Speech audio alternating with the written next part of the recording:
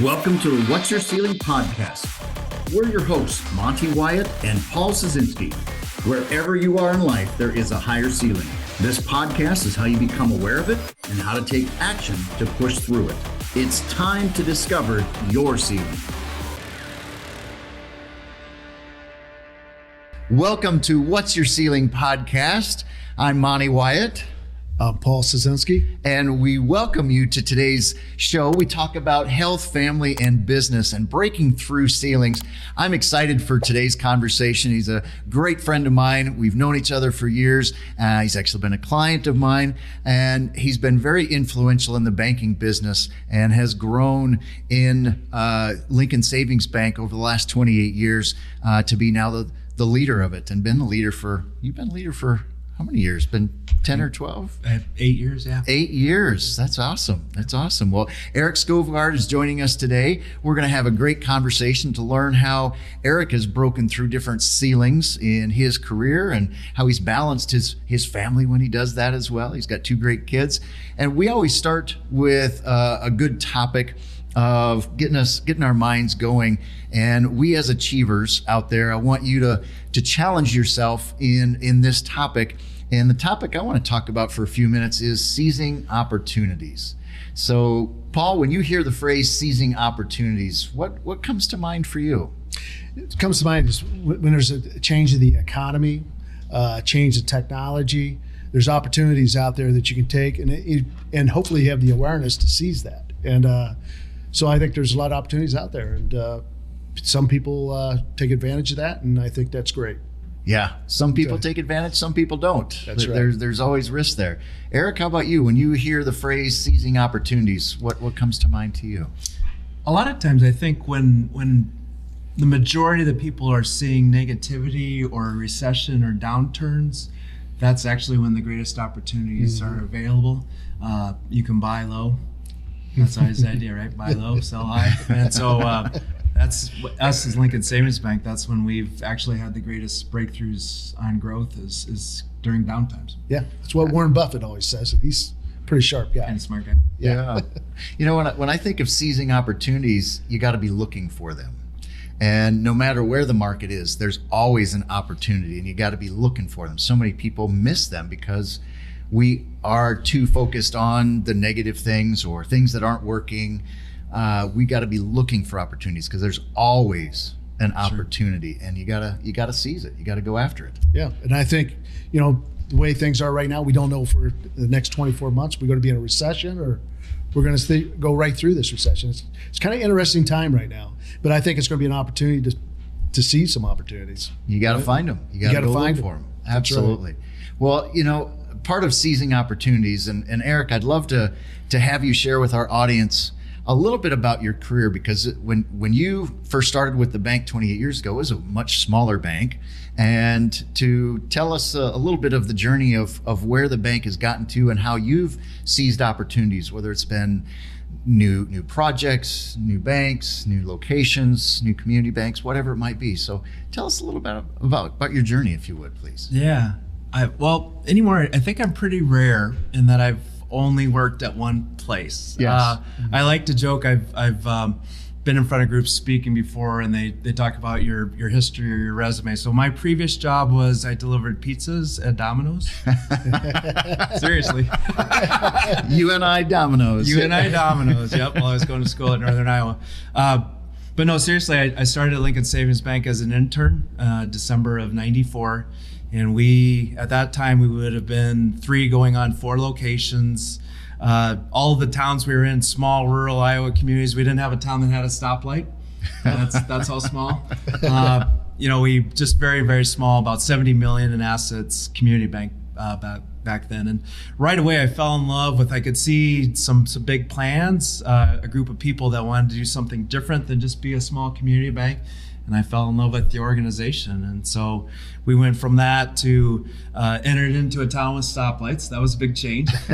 So we grew in that way as we went into Cedar Valley, eventually moved to the Des Moines market. We've added some different lines of business beyond core community banking. At this point, we're one of the top 3 mortgage shops in the state of Iowa. one or two as far as top three in government guaranteed lending through SBA, USDA. We have added a fintech line of business now, so we partner with companies like Square and Acorns, M1 Capital, that we're the bank behind them. So they offer their banking services. And so in that case, we've gone from 1,000 customers to multiple millions of customers. And so, yeah, it's been a lot of fun. It's been enjoyable most of the time.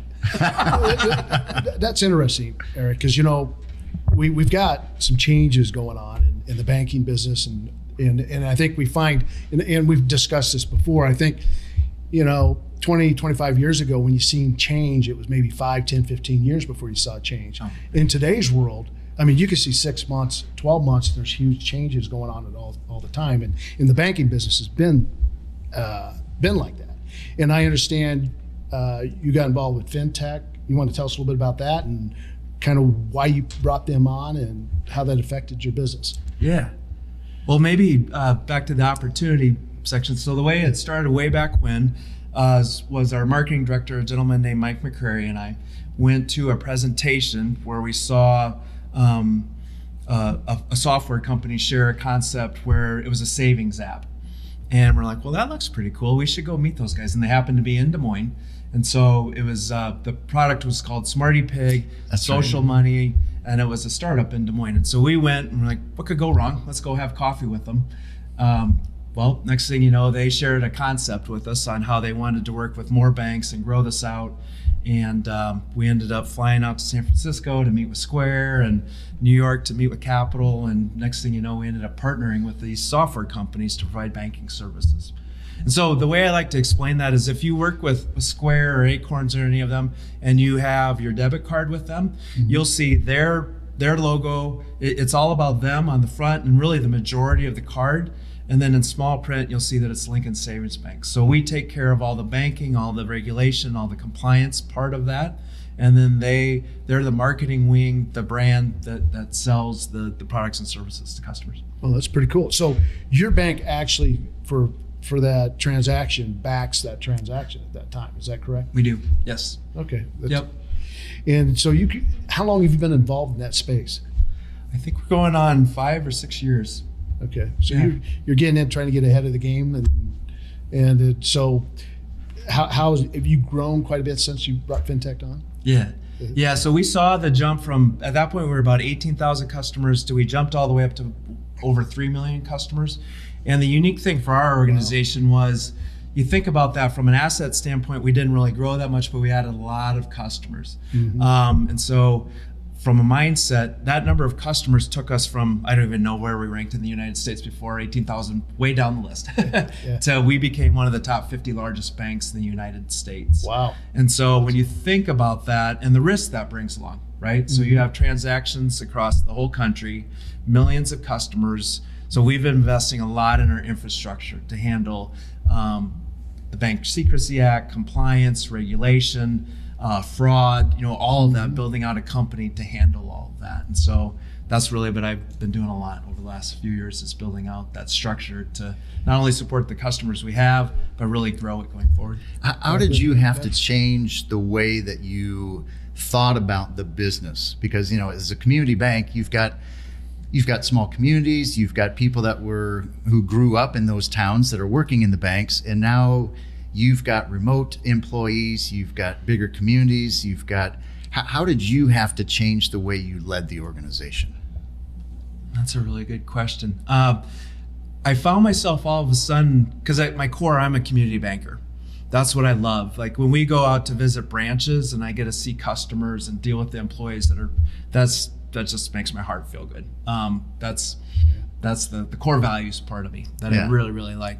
And so the shift was all of a sudden to more of like a software company, a technology company. So we still wanted people that were very much tied in the core values, but we were having to recruit nationwide, from coast to coast. We were having to bring people in from backgrounds that were much different than what we were used to, which I would all say it challenges your organization from a stress standpoint because you're bringing cultures together.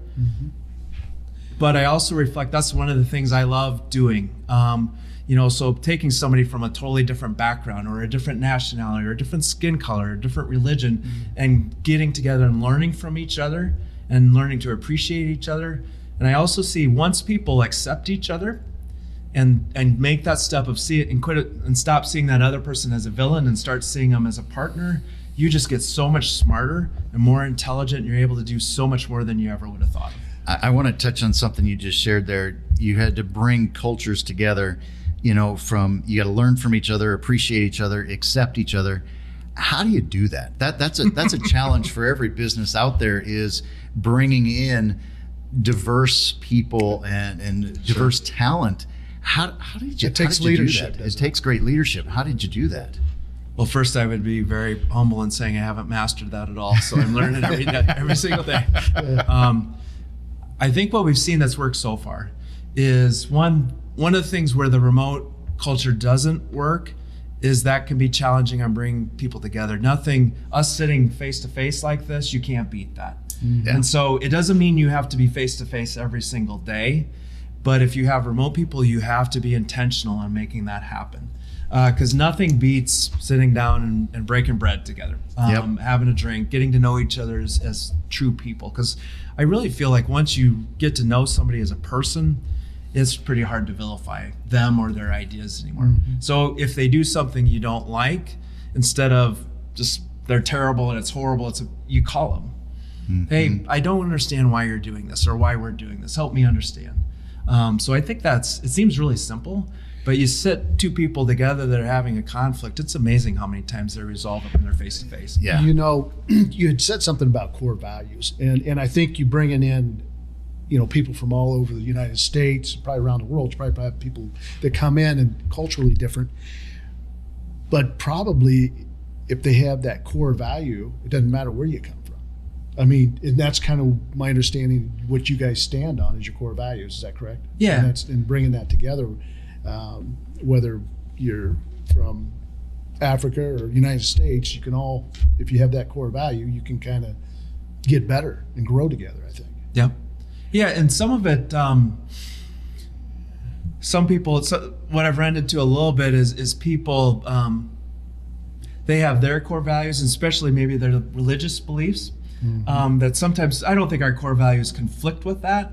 But our core values are not exactly what all their religious beliefs are. So there's times that we conflict with that a little bit on, hey, I say a lot, if you're passionate about Lincoln Savings Bank, you're passionate about serving customers, you love communities, you want to pay back, you want to do it the right way, you're not just about making money, but you don't mind making money, you're entrepreneurial and capitalistic, that's our core values. And so just because somebody has a different skin color or believes in a different religion, that's okay. We welcome those people. And that's been a struggle for some of our folks. And again, that's okay. We appreciate what they believe in. We're about building a company and taking care of customers and our shareholders and growing something special. So, you mentioned to us beforehand as we were talking, you've grown from, in the last few years, 100 employees, before the pandemic, 100 employees to over 400 employees.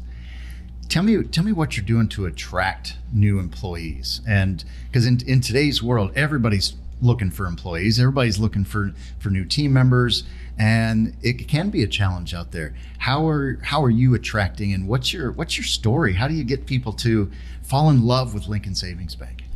Yeah, we always start with our core values and our story. It's unique, so that gives us a leg up on a lot of other banks, because we were able to say, yes, we believe in this community banking thing, but we're also not stodgy. We're not stuck in the mud. There's these great core values, but we're innovative and we're growing and we're taking this thing national. And we talk a lot about this is an amazing story in the works. And so would you like to be part of it? We lead with that. We, our headquarters up in Waterloo, TechWorks, we lead with that as well. It doesn't look like a bank. It looks like a tech startup. So we have that side. And then you go out to any of our branches, it does look like white pillars in the old school community banks, which people love that foundational thing. So we bring all those stories together. And so we lead a lot. We don't talk price. That's usually if somebody leads with, I want X amount of money, that's kind of a red flag for us. Yeah. We want people to fall in love with us and our story. And so I lead a lot with my own story, intern to CEO, you two can do this. Serve pizza and become the CEO. Serve pizza. It's a lot to learn from Domino's. Good You're right about process there. 30. That was back when I do it in 30 minutes. That was tough. Yeah. I may have broken some speeding laws to get my pizzas every time. But, so we talk a lot about story, a lot about values. And then by having the 3 different cultures, what I find is like people at the really big banks, and I'm not going to name them. Usually I name one and I'll get myself in trouble if I do that on this video, but they're not bad people. They maybe got tied up into something or a bureaucracy or something that went bad, but they hate it as much as anybody. And so getting back to an organization that wants to be innovative and creative and is value-based and wants to do it the right way, there are a lot of people who want that these days. Yeah, I agree. I think that's changed a lot. One of the things that I've been seeing that many companies have been missing is the emotional connection. Yeah. And that's what I hear. You're really selling the story of who we are, where we're going, and why we do what we do. And so, but you also have some people that are remote. Is that correct? Yeah. So you've kind of got a combination of both. We do. We're until the pandemic, we had 0 people remote. And then like in a week, we went to 95%, 90% remote. Really everybody other than the bare minimum people that had to keep a branch open, everybody else went remote. Now most everybody has come back other than we've hired people in California and New York and Birmingham, Alabama, and Texas. And so we're to the point now we're probably at 20% fully remote employees. Well, that's great. And you're hiring experts as well. As we talk about recruitment, it's you found a need that you have in the organization and you went out and found people that had the skill sets that you needed. Is that? Most definitely. Like an example would be data warehousing. I have some amazing, myself, I think I kind of know a little bit about computers. I don't know anything about data warehouses, and our people didn't. And so instead of, you have 2 options in that case. You can take one of your existing employees and train them up. And we certainly do a lot of that. But when you go from 18,000 to a couple million customers in 12 months, you have to move quickly to build things out. And so in that case, we're going out and hiring somebody who's already done exactly what we're trying to accomplish. And so then it's a case of let's get the right core values, but the right expertise.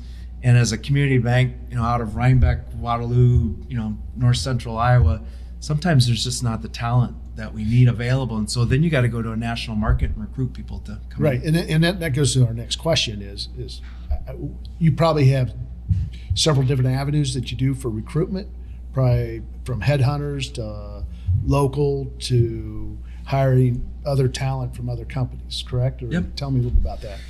Well, for our base recruiting, we do a lot through LinkedIn. We love LinkedIn. Use that because part of it is, so when somebody comes to you, they're probably disgruntled or unhappy at where they're at, which is maybe okay. But a lot of times you want to get the person that's already happy where they're at and convince them there's a better place to come. A lot of times those are maybe the better folks because they're doing a really good job and fitting in really well. So we've done a lot of recruiting that way. For some of the specialized talent, we have used recruiters, and we've had good luck too of we'll go out and hire. We've done this with like our chief risk officer. We have a chief innovation officer where we've brought them in, and then they bring a group of people from past companies that they've worked at. They have those relationships, and so that they open up that whole door, and it's kind of like, hey, this Lincoln Savings Bank place is kind of cool. You should come and work here too. And so we do have pockets, like I mentioned, Birmingham.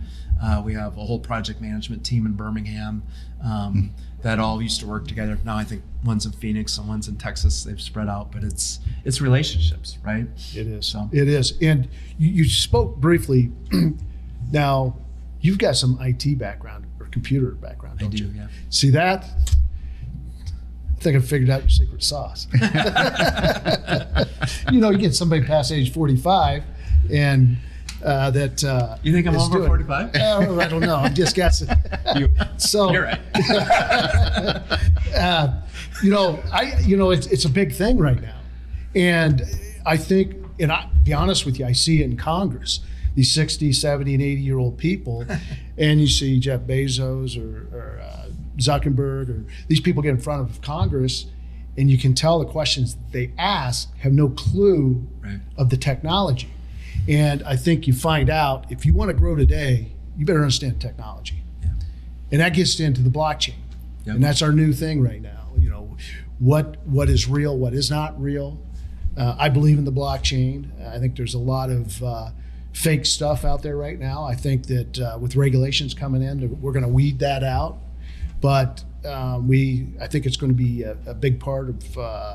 It's going to be a part of the financial system. It's not going to be the thing, but it will be a part of it, and I think it's going to make things better for records, for transfers, and for building things. So I think the blockchain is our future, and I'm looking forward to some great things. And I think you guys, you understand it because you're an IT guy, which is interesting, and that's probably they picked the right guy to grow that bank. I can tell you that. So, I want to hear about, to make all these changes and the growth that you've had.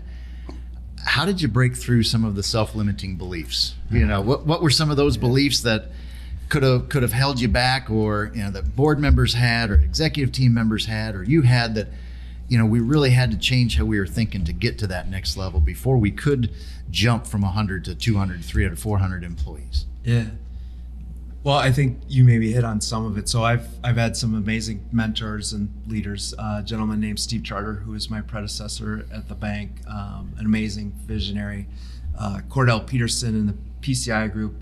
Rhinebeck is a town of about 1,800 people, but you have this bank that's become one of the largest banks in the state of Iowa, and we intend to grow it a lot more. But you also have PCI, which is one of the largest contractors, I think, in the nation now, if not the Midwest. And both of them started in little Rhinebeck. Cordell's my next door neighbor.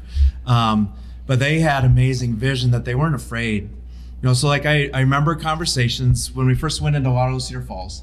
And it's not, unless you're in Iowa, that's not a big town. It's 70, 80,000 people. But especially if you're from Chicago, that's a small town.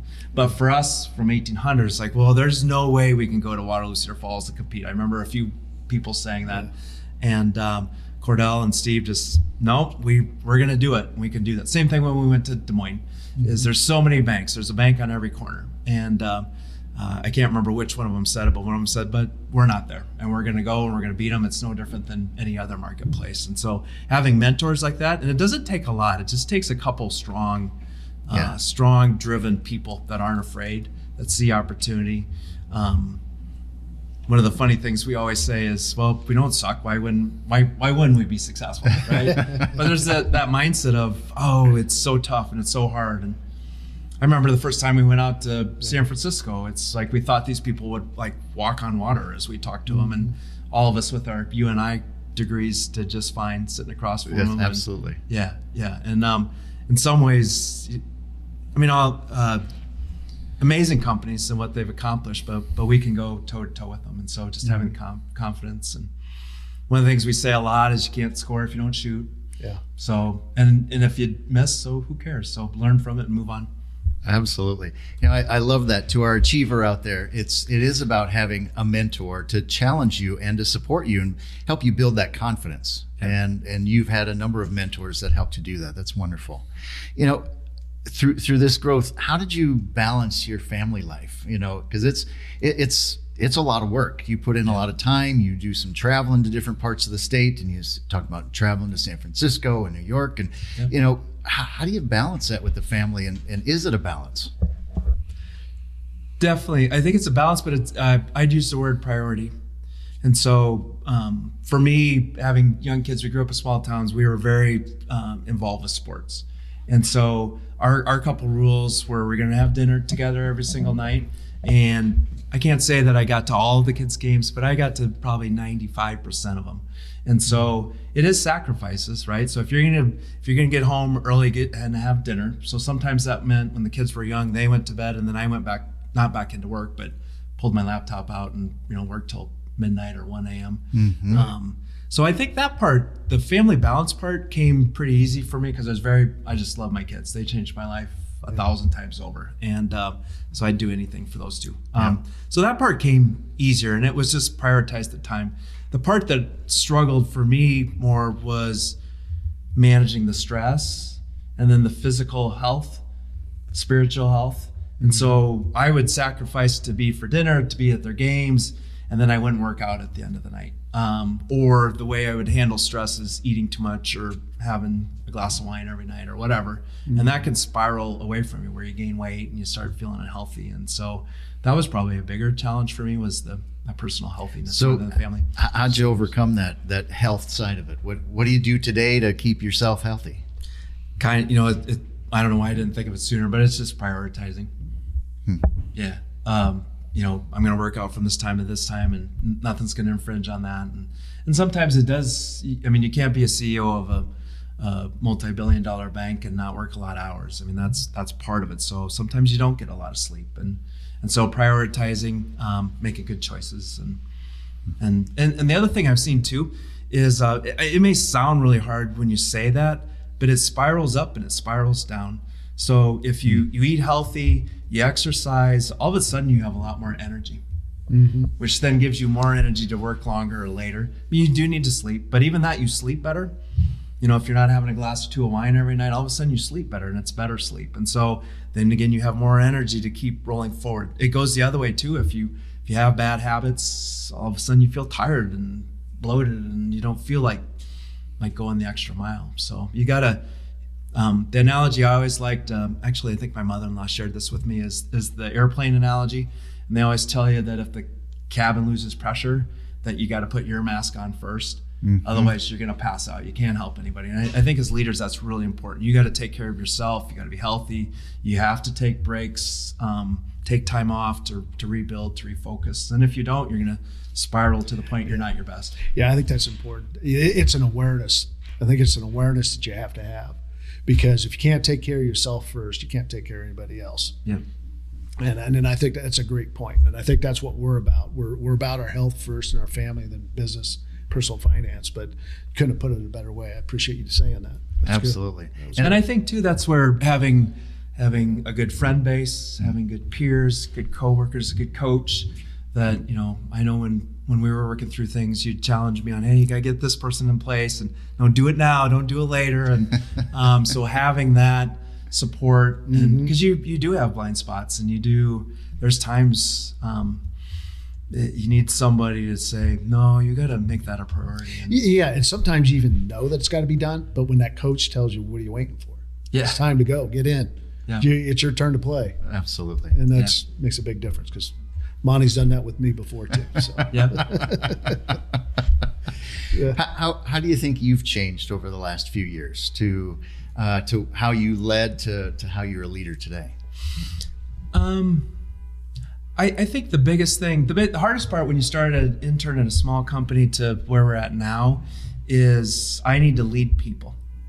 And so I can't be a do stuff for people or do stuff myself for the most part. And that, figuring out how to do that, because it's easy to say, hey, there's this work, and just throw it at somebody and hope they do that. I've done that. Yeah. Versus how do I set them up for success? How do I trust but verify?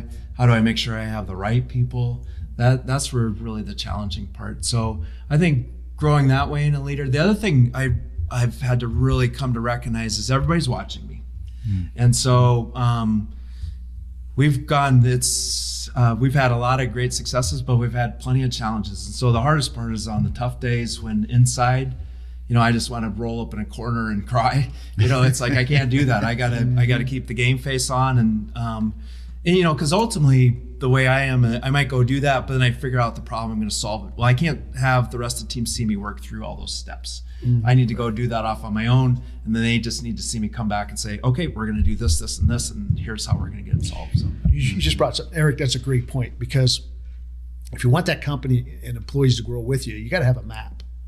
And if they can't see your map, it's chaos. And I've had that battle myself, trying, why don't they get it? They may not have the same passion you have, but once they see that map, and it goes back to your core values and everything, and that all comes together, the whole thing gets rolling like a big snowball effect. It just gets bigger and stronger. Yeah. And that's a good point that you brought up, and you have to map it, and you have to get it. You've got to believe in it first, don't you? And then to be able to explain that. And I love that you said that. One of the roles we've added in the last few years is a chief of staff position, because back in the day, Steve or Cordell or myself could have a vision and we just executed on it. But we're to the size now, we need to have a map and a plan, and that's not my strength. And I get really frustrated with people like, why don't you understand? It's so simple. And they're like, well, because you didn't tell us and you didn't explain it. And so some of that I can try and step out of what I'm comfortable in doing, but that's really hard for me. And so having somebody being that connector, and that's what that role does is okay, here's what he's saying, here's what we're trying to accomplish, and here's the steps to get there, and making sure we have maps and plans and strategy, versus just that. In all honesty, I was very raw and entrepreneurial of, hey, we're going to go do this, and we just did it. Well, you get to a certain size that can be dangerous. You got to have buy-in. You got to have buy-in. You got to think of all the potential risks. You got to plan for all of that. And again, those are blind spots for me. So I need people that are better planners and better at being proactive on that side. I want to talk to our achiever out there, just to make sure that you reinforce we all have blind spots, every one of us. And having that mentor, that support system to help you work through your blind spots helps jump you a ton faster when you recognize those things. So I'm glad you mentioned that. What's a ceiling you're trying to break through right now? What's something that whether personally or in your health, your family, or your business, your organization, that you're trying to break through? I think the big thing right now at Lincoln Savings Bank is we start off, we talk about as local, regional, and national. And we have about 3 or 4 or 5 different business units that are at different stages. And so helping all of them, our ultimate goal is to get them all to that national stage. And so some of that may be digital delivery, some may be physical locations. It might look a little different. But when I see, we're doing a lot of really, really good things. We have good incubators, we have good core businesses. And so figuring out how to then add scale and really grow those. And I think as we do that, and we gain the ability to raise capital and really grow this company, I think that what we've seen so far is the tip of the iceberg. So from a business standpoint, that's what gets me really excited. That's fantastic. From a personal standpoint, my son's getting married in June, and so looking forward to that. Well, congratulations. Yeah. That's cool. Yeah. My son Mason is Monty's favorite. He's a Cyclone. So. Absolutely. Oh, well, Absolutely. My daughter Reagan's a Hawkeye. She's at nursing school at Iowa, so we'll put up with that, right? Yeah. No. Actually, I was a Hawkeye fan, so yeah. I learned how to be a Cyclone fan. But you haven't missed too many football games, I have haven't. you? It's been a lot of fun. Love Matt Campbell. Even though Mason's right. not playing, you went to every game. Yep. Oh, that's wonderful. One of the things we like to ask every one of our guests is, what do you want to be known for? And so think about and share with our audience, what do you want to be known for from your team that you've created, or your family, things like that. Yeah, so it goes back to when I started as an intern at Lincoln Savings Bank. I fell in love with that company. At the same time, I've had plenty of drive and desire to make it into something much larger than what it was back then, because I think the core values of what that company is and what small town Iowa is about is something this world needs a lot more of.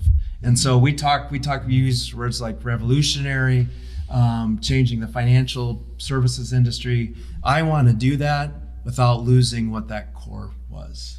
And there's plenty of times it's like, okay, we're just doing this to grow, or we're just doing this to make money, or are we doing this for my ego?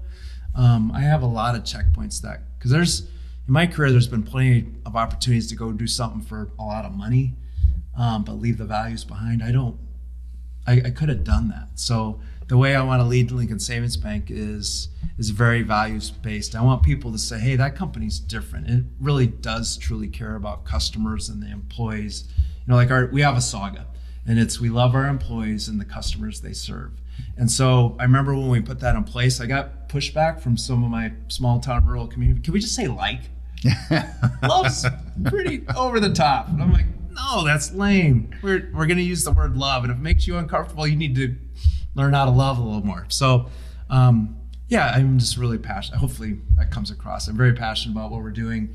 most of the days I can't wait to go do work and figure this out and grow this company. And so I tell our employees a lot, if you dread going to work on Monday, if it doesn't inspire you, you need to go find another job. We spend most of our time at work if you think about it from an hour standpoint. And so have it be your passion, have it be your purpose. So I feel very fulfilled, and it's given back in so much. So I feel very blessed in how things have worked out. Well, Eric, this has been great. We appreciate your comment. That's exactly what we want to, as an achiever, and what we're about is growing and having people with the vision and light, love. You're taking chances, and it's growing. And I know you guys are popping up all over Central Iowa, and I see it quite a bit. So I think Lincoln Savings Bank you're right. We need more people with core values at Lincoln Savings Bank, and with your leadership, it looks like you guys are going to keep right on growing. That's the plan. Absolutely. And I want to thank you, Monte.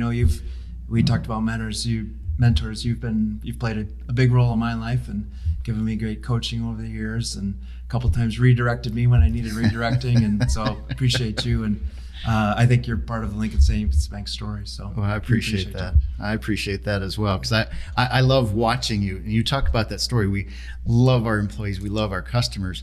That's even in your marketing. I mean, I see it out there, and it's different than everybody else. And that is a wonderful feeling in business in general, because so many times there's businesses out there, it's like they don't care about their customers. Right. And that's a whole different story.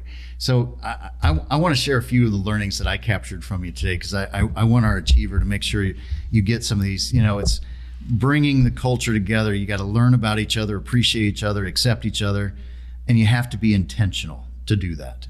And when you're out recruiting, and I tell my clients this all the time, you got to be able to tell your story and who we are, why we're doing what we're doing, to get people to fall in love with who we are as an organization. And I think you've done a fantastic job of that. You wouldn't be at 400 employees if you couldn't tell that story. The other part I think is fantastic that so many businesses struggle to scale with.